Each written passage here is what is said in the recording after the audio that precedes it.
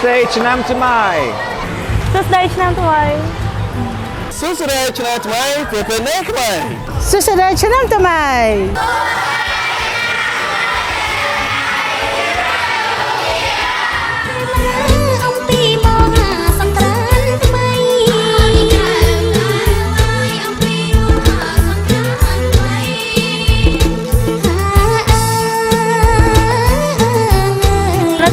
ទីវាចូលឆ្នាំខ្មែរដែលខិតចិត្តនៅម្ដងនេះគឺខ្ញុំចូលតំណាងឲ្យសាលារៀននៃខាងមណ្ឌលវិស័យ AI ជូនពរទៅដល់ថ្នាក់ដឹកនាំគ្រប់ជាន់ថ្នាក់អស់លោកគ្រូអ្នកគ្រូសិស្សានុសិស្សនិងអ្នកអាណាព្យាបាលទាំងអស់គ្នាឲ្យគាត់ជួបតែសេចក្តីសុខ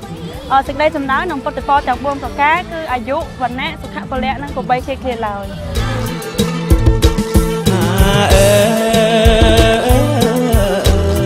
អោស្រស់នឹមនួនពេលបានជួបជួនចង់ដឹង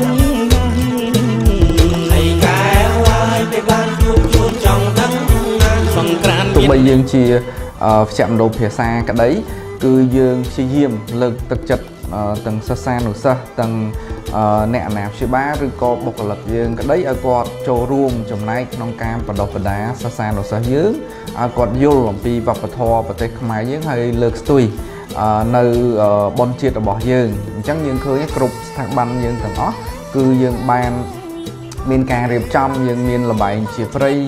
ឲ្យបងប្អូនគាត់ចូលរួមលេងក្នុងគណៈក្តីឬក៏នៅក្នុងកម្មវិធីរបស់សាលាក្តីអញ្ចឹងមួយឆ្នាំទៅមួយឆ្នាំយើងឃើញថាលឿនមែនទែនហើយមានការចូលរួមពីសិស្សានុសិស្សក្នុងការអបអរសាទរវិធីបុណ្យចូលឆ្នាំខ្មែររបស់យើងអញ្ចឹងជាសារទៅបងប្អូនសិស្សានុសិស្សហើយនិងអ្នកអាណាព្យាបាលទាំងអស់បុគ្គលិកទាំងគណៈគ្រប់គ្រងទាំងអស់ខ្ញុំសូមជូនពរឲ្យគាត់ធ្វើដំណើរទៅឆ្ងាយក្តីទៅជិតក្តីឲ្យមានសុវត្ថិភាពឲ្យជួបជុំគ្រួសារក្នុងកំឡុងពេលចូលឆ្នាំនេះឲ្យរីករាយសប្បាយព្រោះយើងទប់ឆ្លងពី COVID មកហើយអញ្ចឹងខ្ញុំជឿជាក់ថាជាឱកាសមួយប្រជាជនរបស់យើងក្តីបុគ្គលិករបស់យើងក្តីសិស្សានុសិស្សហើយនិងអ្នកអាណាព្យាបាលក្តីគាត់រងចាំចូលរួមនៅក្នុងសង្គមផ្សេងអញ្ចឹងសង្ឃឹមថាគាត់ទៅដោយមានសុវត្ថិភាពហើយឲ្យសប្បាយជាមួយក្រុមគ្រួសារហើយជាទីបញ្ចប់សូមថ្លែងអំណរគុណម្ដងទៀតទៅដល់សិស្សានុសិស្សនិងអាណាព្យាបាលដែលគាត់បានចូលរួមក្នុងការអភិវឌ្ឍវិស័យអប់រំហើយមានការគ្រប់គ្រងទៅបុគ្គលិកនិងគណៈគ្រប់គ្រងឲ្យគាត់មានសុខភាពល្អដូចគ្នាបាទ